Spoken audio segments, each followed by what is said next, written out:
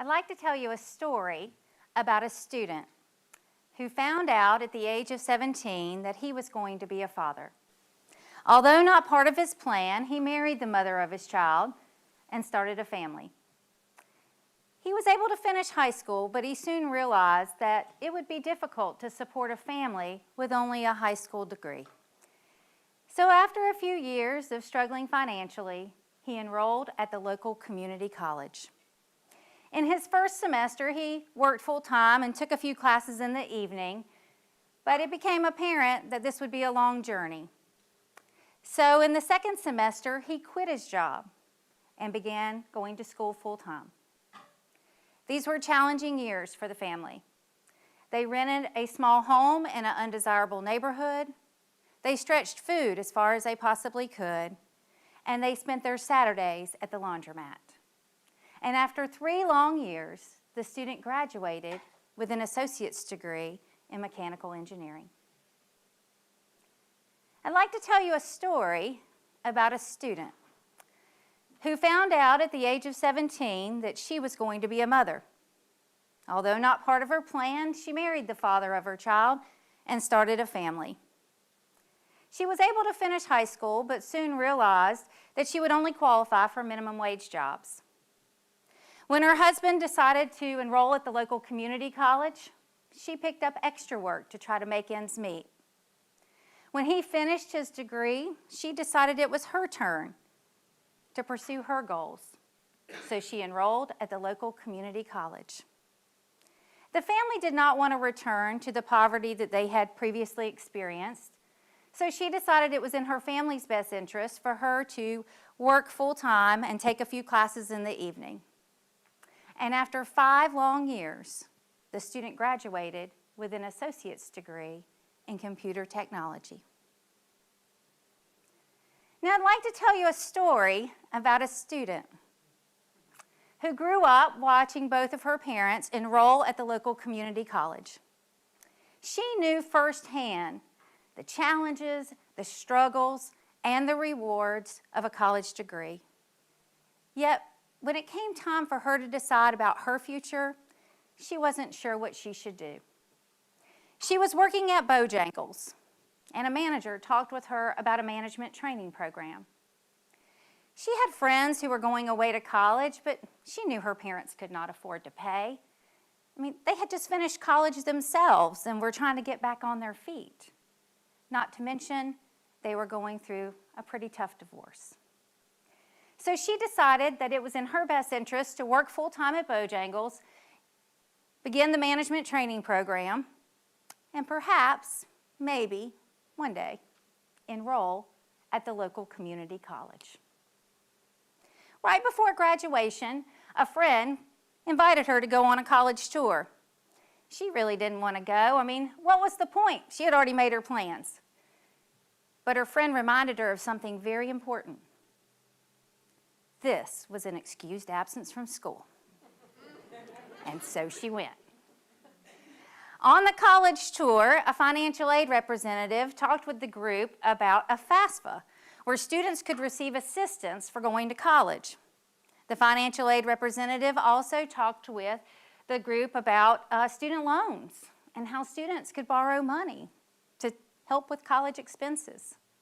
A faculty member talked with the student about her interest, encouraged her to apply, and told her that she might qualify for a scholarship. And seemingly out of nowhere, a new path was created, one that the student had not even considered an option.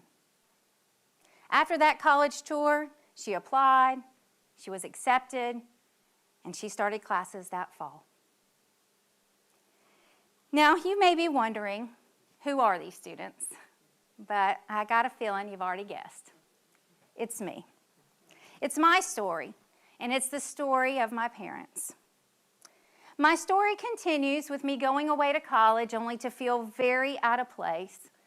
I felt like the other students knew how to do college, and so after my first week, I went to my advisor to discuss quitting. I really felt like I had made a big mistake, and I was really hoping my job at Bojangles was still there. My advisor encouraged me to give it a little more time. And he said, you know what, let's set up a weekly meeting, and that way I can check in with you to see how things are going. And then he said, why don't you get involved? And so I did. And after my first club meeting, I instantly felt connected. The club advisor was also the director of counseling services, and he became my mentor. Although I had filled out the FAFSA, received free assistance, taken out student loans, and gotten a scholarship, I was still struggling financially. So my advisor recommended I look into work study. So I did. And I landed a job in the admissions office, which became my second home. After changing my major 5 times, that's right, you heard me, 5 times, and stopping out of college multiple semesters to work full-time, I became the first in my family to graduate with a bachelor's degree. It took me 6 years, but I accomplished one of my biggest goals in life. And that is how my story started. Now, I'm guessing there are many similar stories in this room, and I know that some of you have faced far greater challenges than I have, and maybe some of you less. Yet we find ourselves here today, together. Our paths have crossed, certainly no accident that our stories have intersected. You see, we all have a story to tell of how we got here today, but who I think is more important than the main character, who tends to get all the attention, are the supporting characters who play such an important part in determining the direction of our stories. You know, I've tried to be very intentional about thanking the men and women who have played such a pivotal role in my story, from the financial aid representative who helped me with the FAFSA, to my advisor who never let me give up on myself, to my mentor who helped me through some very challenging times, to my faculty who inspired me, and to my work-study family who truly took me in as a member of their own personal families. You know, even though I've thanked them, I'm not sure that they quite understand how different my story would be without them. After graduating with my bachelor's degree, the next chapter included being the first in my extended family to earn a master's degree.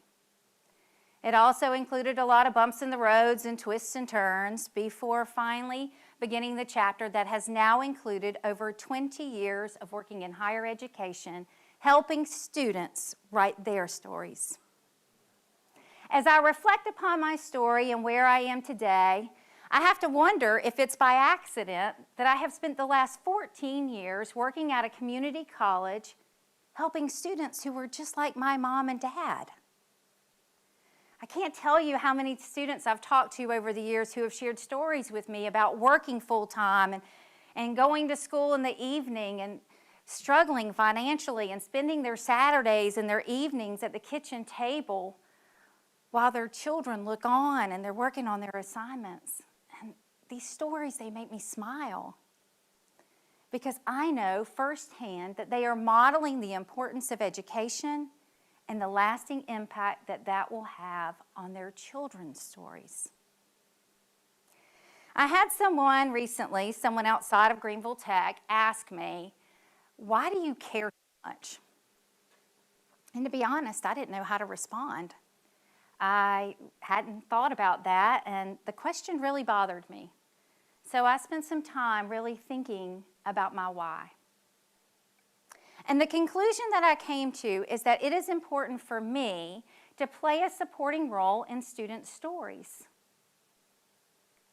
I am a faculty member who can inspire a student's next chapter. I am a supporter of campus resources.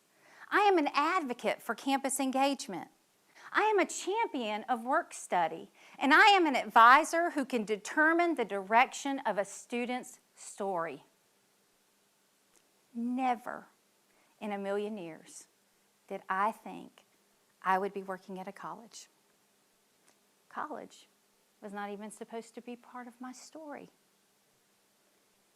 So it really goes to show that you never know where your story will take you. So what does the next chapter in your story look like? What will serve as your inspiration? I hope that your next chapter will include many stories of you reaching out and lending a helping hand to those who need your assistance, and thanking those who have helped you along the way. I hope there will be multiple pages of you realizing that you have the power to change someone else's story. One of my favorite quotes is from Marianne Williamson, who says, "Our deepest fear is not that we are inadequate. Our deepest fear is that we are powerful beyond measure." Powerful beyond measure. I challenge you to use your power to transform someone else's story. And by doing so, you will create a chapter in your life that is everlasting. Well done.